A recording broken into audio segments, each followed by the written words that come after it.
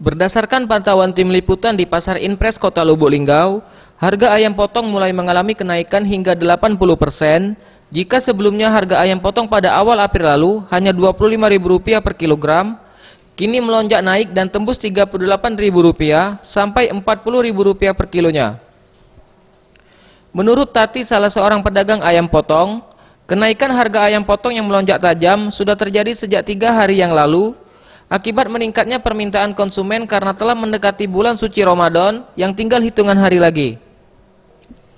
Diperkirakan harga ayam potong akan kembali naik memasuki bulan suci Ramadan tiba, yakni bisa mencapai Rp40.000 hingga Rp45.000 per kilonya.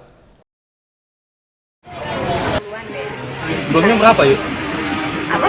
Sebelumnya berapa? Sebelum masuk puasa masuk uangnya 28 30 naik terus 32 36 minggu yang lewat ini 38 40-an. Ini kenaikan kenapa nih Bu?